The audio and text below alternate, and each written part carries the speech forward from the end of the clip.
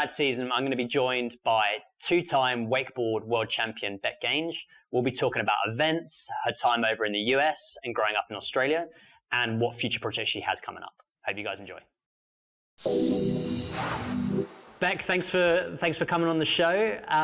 Great to have you on. You're over in Florida at the moment, is that right? Yes, yeah, thanks for having me on the show. Yeah, I'm currently in Orlando in Florida, and I've been coming here for 12 years now, so yeah. And how's it been, obviously, you know, with everything that's happening at the moment? Have you been able to get back to Australia? Have you've kind of been over? Yeah, so usually I do 6 months and 6 months, so I go back to Australia and then come back here and have the endless summer because I hate the cold. So I usually do the endless summer. But yeah, with the COVID, it was a bit, I mean, I couldn't afford to go home because you had to pay for your own quarantine when you go back to Australia. So so money-wise, it was just too expensive, and the uncertainty, of this year, like trying to make it back, I just wasn't sure. So yeah, I ended up just staying here all winter, and that was my first winter in like 12 years. Wow. I'd love to take it back to where you grew up. So you're originally from Mildura in Victoria, is that right? Yeah, just a little country town in Australia. No one's probably ever really heard of it.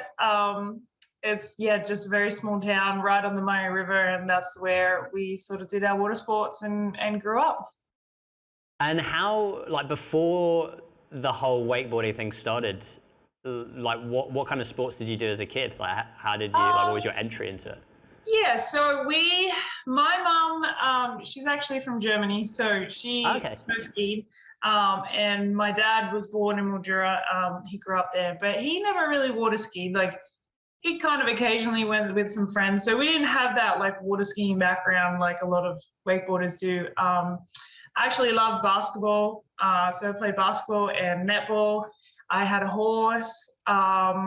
What else did I do? I danced.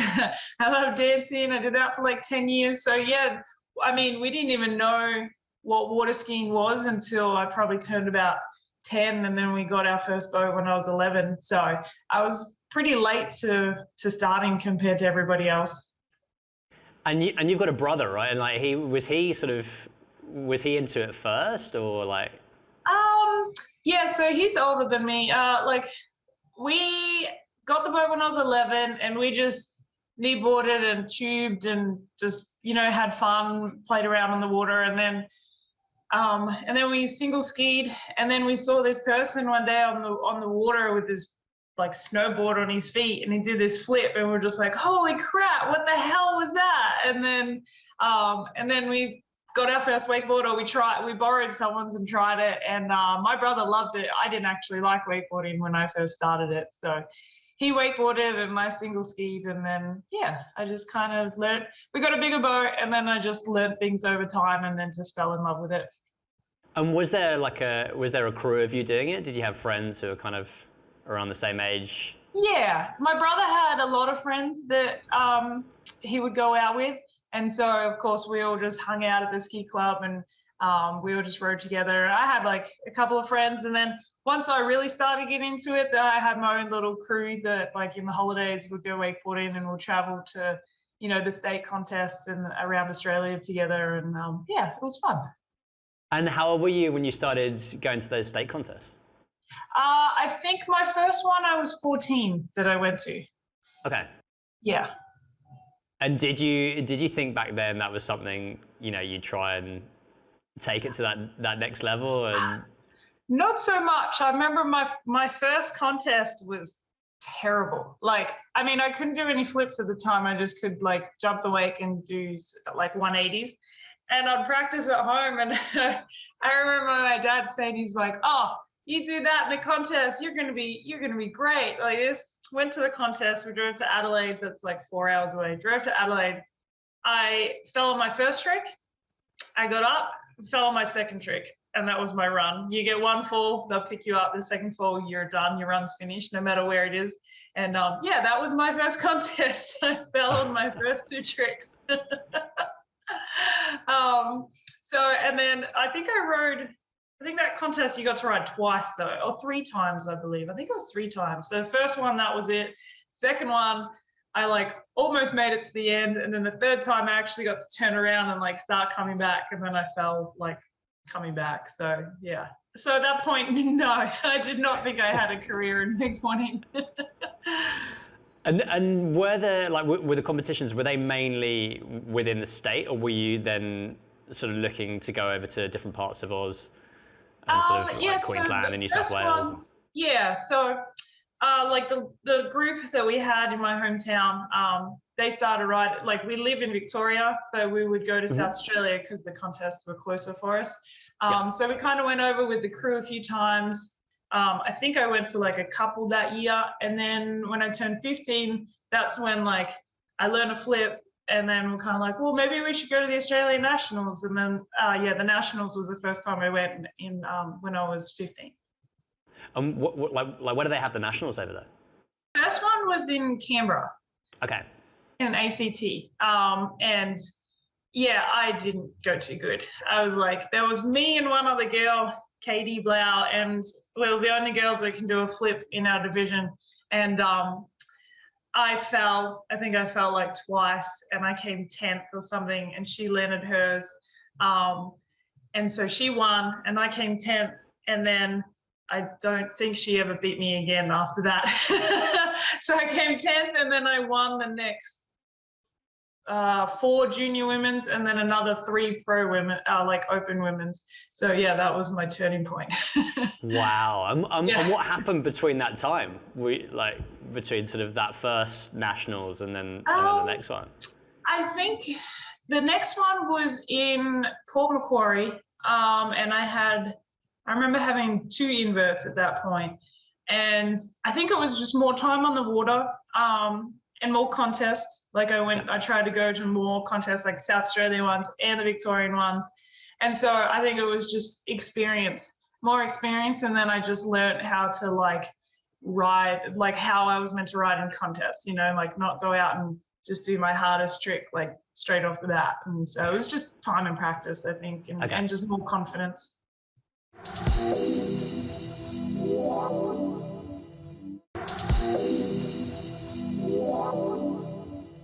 And were you like, were sponsors involved then? Like, when did you start getting sponsored? My first sponsor was, I think after the first season, it was, I should remember the name of the company, but it was just like one of the dads that was there, and I think he had a mining company, and he was like, I want to sponsor Bec, I'll pay for all her entry fees, but you need to come to all the South Australian contests. So that next year, that's when we went to every contest. And yeah, he just paid for my entry fees. And then probably, I think it was after I won my first Nationals is when I started getting sponsored. And it was just product. It was just, like I got sponsored by Jet Pilot, Oakley, and the board company Liquid Force. And yeah, so it was just within Australia, and it was just sort of like product. And I mean, that was awesome. I loved getting free stuff. And like, was that when you were like looking to the US and sort of seeing what was happening over in Florida and sort of thinking, that was where you had to kind of be? That took a fair few years to learn that that's where everybody goes to. I think once I started going to a few of the Nationals, I started meeting people that traveled internationally, and then also too, there was always wakeboard movies. And so you'd see in the wakeboard movies that they all live in Orlando and Florida. So it was like, I think probably at like, we're going back a lot of years now. I got to try and remember. When I was about probably like 16, 17 was when I started being like, all right, I'm like, once I finish school, I'm 18, I'm going overseas, I'm going to Orlando, Florida. Like that was my goal, to just have that endless summer. So. And so did you finish school in Australia, and then after that went straight over after the summer holidays, or? Yeah. So yeah, our school year is like January to to December. Well, in 12, you finished in like October. And then that following year, I came over to America. So 2008 was the first year I came over. So. Sick. And what did you do when you first got there? Was the plan just to wakeboard as much as possible? And like, what did you, like, were you working and training at the same time, or what did you do? Yeah, so it wasn't like work, but there was a place called the Wakeboard Camp, and I'd come over and just basically cook food for all the campers, and then that got me a place to stay, got me food and a place to wakeboard, and I'd just wakeboard at the camp. And then made friends with all the coaches there and everybody that worked there, and then we just all rode together like most mornings and lunchtimes and evenings, and that was the summer. and how is the difference back home? There's definitely more people to ride with, and the level of riding, well, from where I lived in Mildura, the level of riding was much higher here in America compared to my hometown. But I just loved it. Like, I think the first year I only came over for 2 months because I was scared I might get homesick or something. And I definitely was not homesick. I was like, it got to like 2 months. I'm like, I don't want to leave. I love this place. And did you go over on your own, or did you have any friends that went over with you? I just went over on my own. Yeah. Nice. That was my first like big trip on my own. Like, we've been overseas before a lot of times, but usually I was with my family. But yeah, this was the first trip on my own. I was 18, so I was old enough, but yeah, still 18, a little scary.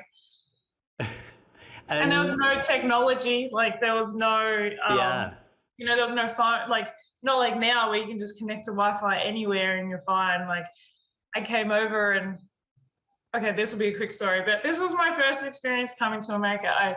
I flew in, my flight was delayed. I think I got in at like midnight. I couldn't find the people that were meant to pick me up. So I just sat out in the waiting area till like 3 a.m. And I was like, no one's coming. And like, I borrowed money off someone, like coins, to try and use the payphone so I could call. And of course it was 2 o'clock in the morning, no one's going to answer. So I went and got a hotel room. I was just like, all right, I'll just get a hotel room at the airport. And I'm like trying to send messages to my mum because I'm like, I don't know what to do. And then the next morning they come and pick me up from the airport. Like, I called them again in the morning. They're like, where are you? I'm like, I'm still at the airport. Oh my God. I bet you were freaking out, going like. Oh yeah. And I'm like, this is a great way for my first ever trip. But yeah, once I got to the wakeboard camp, I loved it. It was awesome. And so was that then just for a couple of months? Yeah. You stayed there? Yeah. And then I did that for 08, 9, and 10. So I did that for 3 years. Nice. And then were you competing over there as well? I did a little bit, but it was just, I didn't do like the whole pro tour. I would just do like a few contests that were in Orlando, so I didn't have to like travel too far. And I did like a couple others, but yeah, I just didn't have enough money to do it all. Yeah. And how was that experience? Like, I mean, that must have progressed your wakeboarding, obviously year on year, being there, being surrounded in that environment. How was that? Yeah, like I definitely learned a lot, which I wish I could have learned all those like basic skills when I first started wakeboarding. I think like it would have been much more help in the long run. But after 2010, I was just like, I think I did Worlds that year and I didn't go very good. And I thought like, I'm no good. I'm not no good at this, but I just felt like I wasn't on the level that the girls were on. So I actually missed 2 years. So actually 11 and 12, I stayed in Australia, but I moved to the Gold Coast. Right. And I still wakeboarded when I was there, and I rode with a few friends of mine. And then I actually learnt a few more technical tricks. And so in 2013, I decided I'm going to give it one more crack, and I'm going to just like save up a bunch of money, go back, and I'm only going to train and do the whole circuit and give it one good go and see if I can like, ride against the girls. And that was the year that I turned pro. And yeah, been a pro ever since. The rest is history. Yeah.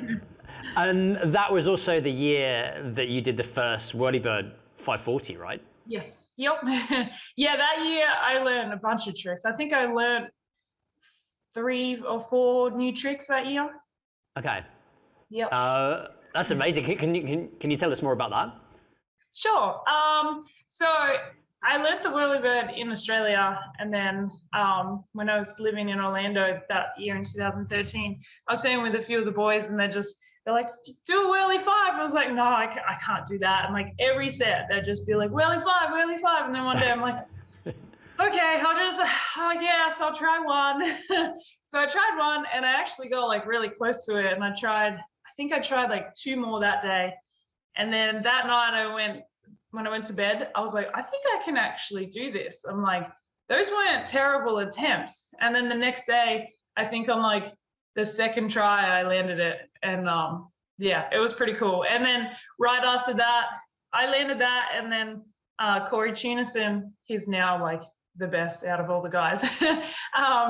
He actually landed a toe-side 1080. And he's the youngest person to have ever landed the 1080. So that was really cool. So I landed a whirly 5, which was the first time a chick's ever done it. Still the only girl that's ever done it. And then Corey landed the 1080. So it was a pretty special day. That's amazing. And were you then looking at that going, okay, well, now you can do these tricks that would sort of build up the confidence within the competitions? And then, Yep. I've never done it in a contest. I just didn't get them consistently enough. But I would love to do it in a contest one day. That would be really cool. And what happened? So was that the same year with the World Cup as 2013? Yes. Yep. Yeah, it was. At the start of that was like the start of the year, that 2013 World Cup in Mandurah in WA, and the year before, I actually got a wild card to enter that one. So the same contest, same spot, and I had a wild card, and I came 3rd at my first one. And then the following year, I won it, and that was my first like really big event win. So that was a great start to 2013. That's amazing. And then sort of going off the back of that, I mean, were there any other events later that year? So 2013, okay, so the first contest in America was one of the first Pro Tour stops, which I never competed at a Pro Tour before, and I got 3rd at that one. And then I don't think I podiumed any more that year. I can't remember now, but I remember making finals in pretty much every contest that year. So I really definitely like put my name out there with the whirly 5, and then making finals at every contest. And so yeah, my name was definitely out there. Nice. And then the following year, that was when that was the first world title that you got, right? Mm-hmm. Yeah. So at the start of the year, it wasn't like a great start, I guess. I made finals at all of them. And then at Worlds, I won Worlds. And then I had 3 more contests after that. It was Worlds in Florida, and then we went to Cancun, Mexico, I came 3rd. Then we went to, the week after that, we went to China, and I came 3rd at that World Cup. And then the weekend after that, I went to WA for Australasian Championships, and I came 3rd at that. So it was just like 4 podiums in like 4 weeks. And just like, I don't know, it all just came together. And so that was a cool end to 2014.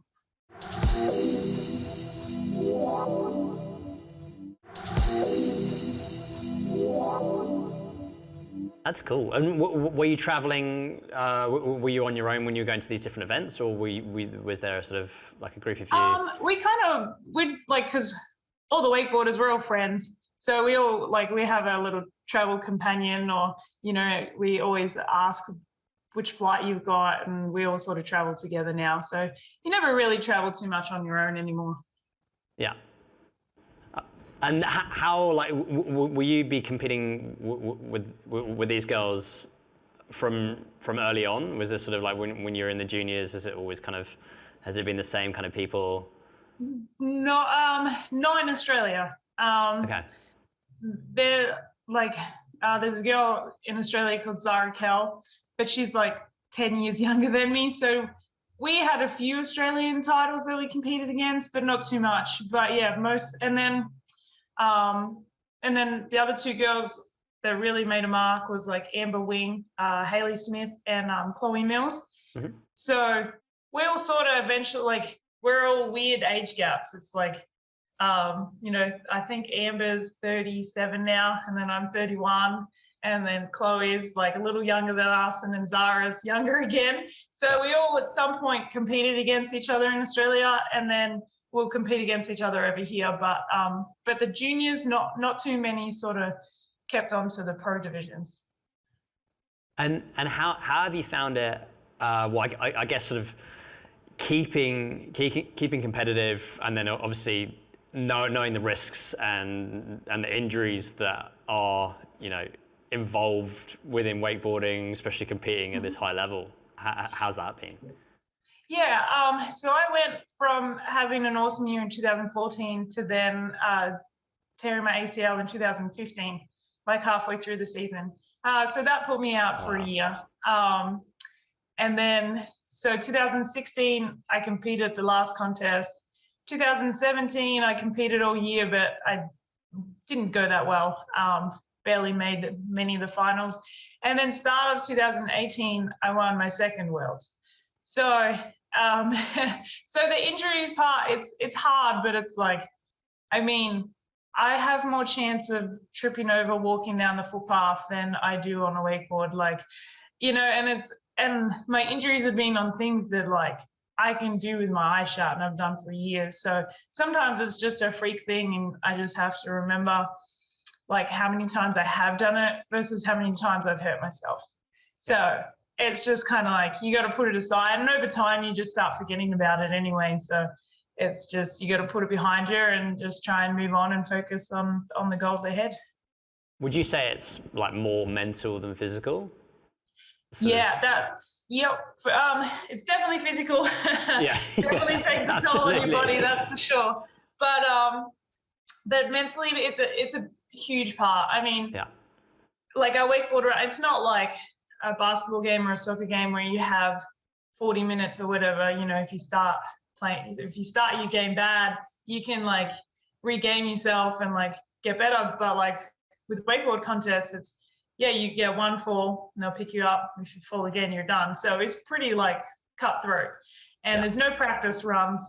There's no like, you don't get to practice the day before or the morning. It's just straight into it. So it's a real mental game. And I mean, the environment, there's so many different, like windy rollers, a boat might come through sometimes, you know, like there's so many factors, like external factors.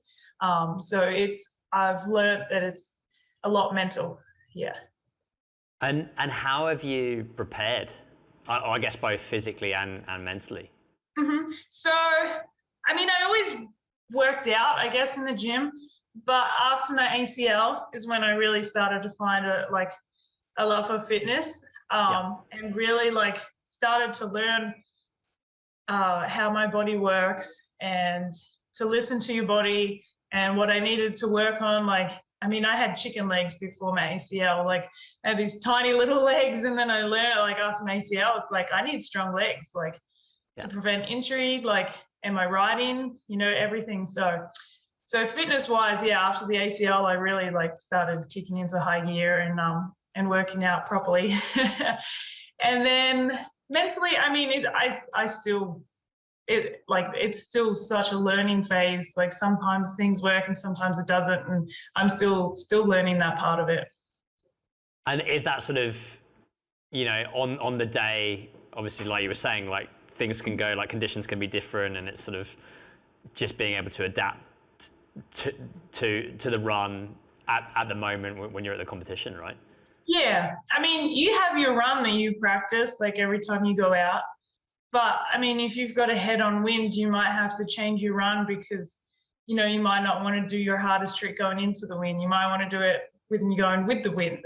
So you kind of like have to adjust, and that's the hard part is like, if you've practiced your run one way so many times, it's muscle memory. So once you like have to change it, like, you got to be pretty mentally strong to be able to change your run. Or if you crash, like, if you take a fall, you need to be like, okay, what has the girls before me done and what are the girls after me going to do? So you're like, all right, I know that they can do this, this, and this. I need to land this to beat that. And then, yeah, so you're sitting in the water for like 20 seconds just being like, okay, crap, what do I need to do? And you're just going through your head and then you can make a comeback. I mean, you can still win with a fall, but yeah, there's a lot to think about. And there's no one else with you. It's just you, there's no coaches, no coaches on the sideline telling you what to do. It's just you in your head at that moment, and you just got to go for it. It must have been amazing, that feeling of coming back and then winning a second world title. I mean, after a pretty horrendous injury. How was that? That must have been incredible. Yeah, that was cool. I thought the first time winning was special, and then I think anytime you win, it's special, no matter what it is. But the second one was just that was amazing. I wanted to win another Worlds, but after 17, I didn't have a great season, so I was like, oh well, we'll just kind of not hope for the best, but do what I can.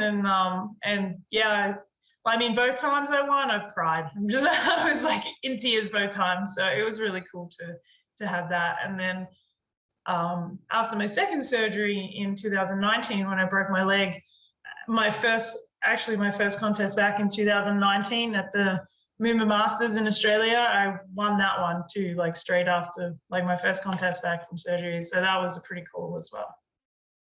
And I mean, how do you feel after that happens? I mean, it must be, obviously, it's devastating when it does, and to then bounce back again is just amazing. I mean, you sort of do you look at it as this is part of the sport, and what have you learned overcoming those obstacles?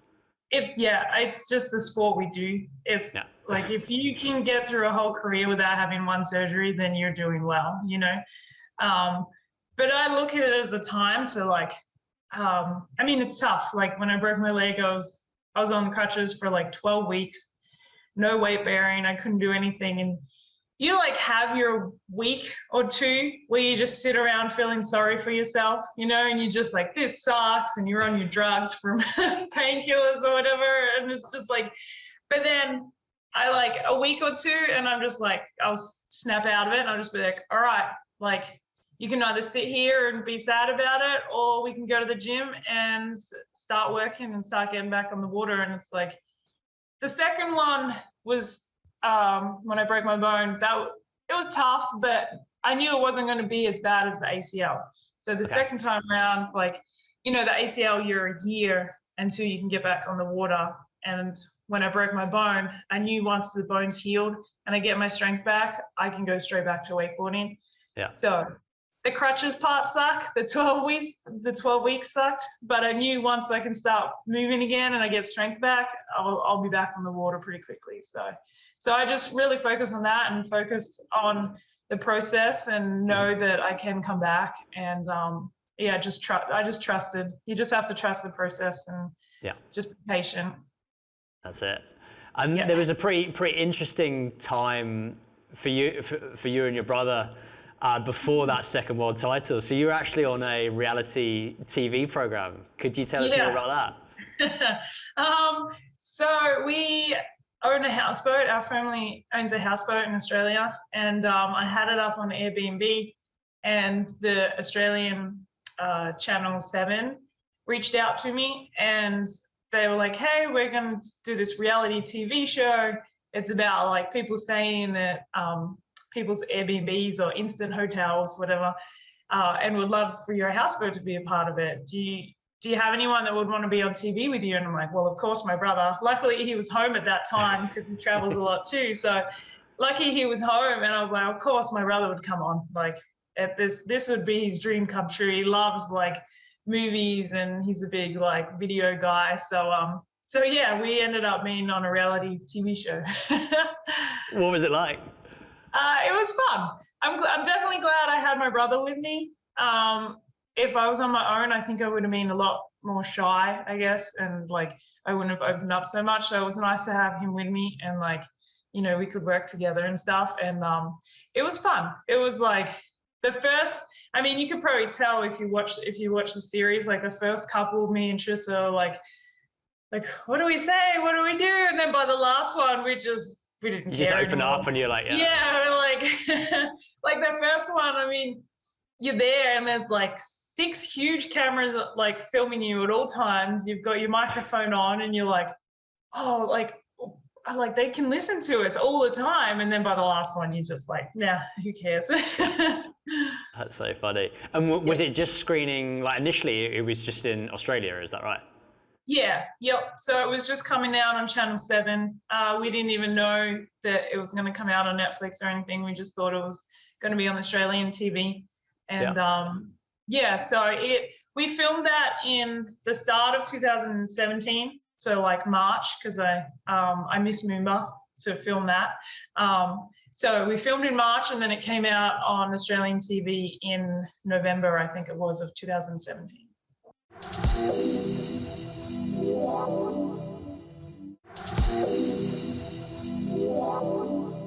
And then what happened when it was on Netflix? Was there that was there that whole like Netflix effect and you kind of I think it was like all of a sudden we started getting these Instagram like DMs and Facebook messages and everyone's like, oh my God, we watched you at Instant Hotel. You and your brother are amazing. We love your house. And we're like, what are they talking about? And then we discovered that it went to Netflix. It would have been good for the houseboat, right? You would have got that just rented out the whole time. Yeah. And I did coaching in Australia, like wakeboard coaching. So that definitely helped me get a lot of business through that. And the houseboat, we did get a few bookings from it, but not like crazy. So that's okay. It's a lot of work to do the houseboat.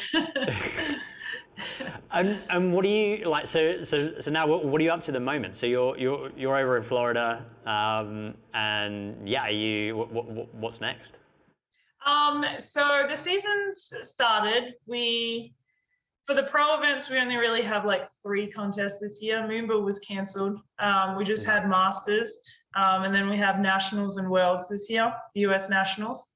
And then I do a lot of events for my sponsors as well. So we have the Malibu's Riders Experience, which we go and judge. So it's sort of like an amateur event and junior pro women and junior pro men. So we basically go and we spend one day where we just free ride with them. And then the next day is a competition and we're the judges. So we do a lot of those events. And then we're also go to the Malibu Just Ride Tour, which is basically we tour around the country with a boat and take people wakeboarding and wake surfing pretty much. So we're just trying to get people out on the water. So a lot of that.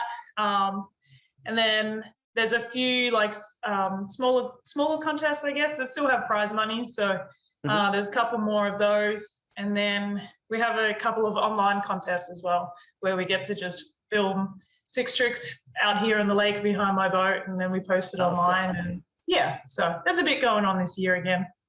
That's cool. And how have you seen things develop since when you first started, when you were younger?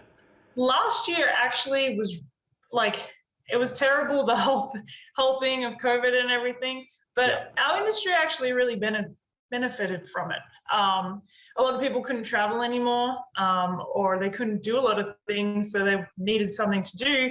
So they all went and bought boats. So our industry is actually like booming from COVID, I guess, which, you know, a lot of bad things that happen in the world, but like there's so many new wakeboarders, like all the riders experience that we go to, all new faces, like people that have never even had boats before are getting out on the water now. So that's really cool to see. That's interesting. And is that in the US and in Australia? I mean, obviously, like I know there's a lockdown for like international travel for people leaving Oz. But has that been both markets? Yeah, probably more in America, but Australia has definitely sold a lot of boats and a lot of products like wakeboards and everything. Australia's been more strict, I guess, on lockdown and stuff, so I think people might have struggled a little bit more there to get out on the water. But here, I mean, definitely in Florida, we're still allowed to go out in the water. I'm not sure for the rest of the country, but but yeah, both countries have just been selling out of all products. It's good. Nice one. With the travel restrictions in Florida, like, yeah, have you been able to get around and you can get out of the water most days? I take it. Yeah. Yep. Yeah. I mean, our life didn't really change too much. It was actually nice because last year we didn't we weren't allowed to travel as much. Okay. So it was kind of nice to just be home and to just go out in the water and just wakeboard and try new things and yeah, just be at home a little bit more. So that was cool. But this year's back to normal, every weekend away. So, but it's still good. That's cool. And are you doing camps at the moment, or have you got camps coming up where you're going to be coaching? Yeah, so I don't do a lot of coaching here. It's more just part of the just ride tours that I go to. Yeah. But at the moment, it sounds selfish, but I'm just kind of concentrating on myself a little bit more with the competitions and everything, and doing things for my sponsors. Like I want to do some more sort of YouTube series this year. Hopefully, get into it more next year.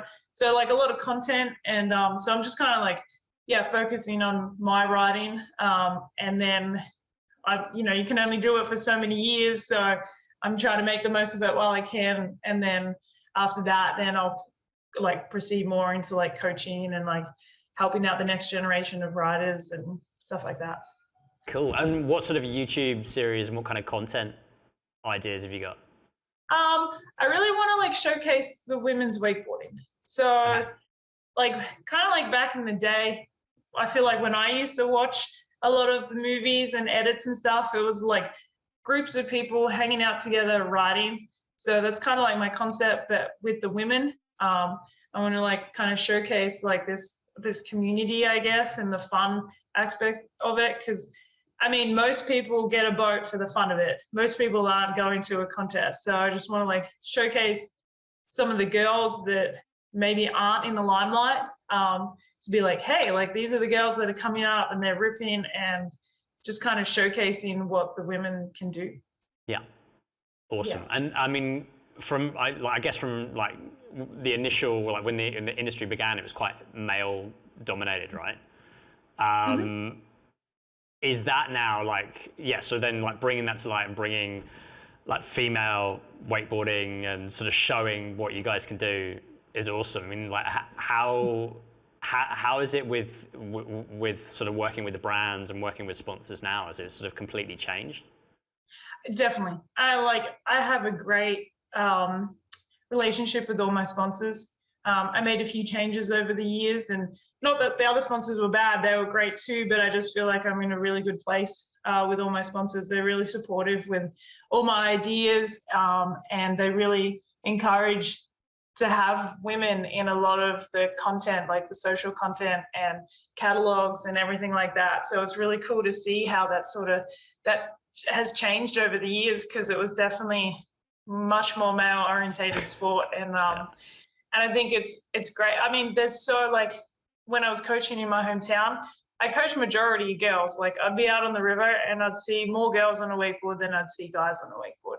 So I think the potential is there, and we just got to kind of market it right, like with the boards and everything. I mean, when someone buys a boat, who do you think picks the colors when they buy a boat? I bet it's the wife choosing the colors. The guy wants the boat, but then the girl will be like, well, only if we get these colors.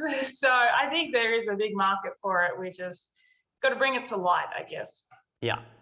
And do you see that, like, is that going to have, like, those decisions are then going to impact the industry and the development of everything from technology to the equipment to the boats? Is that all going to have a knock-on effect, you think?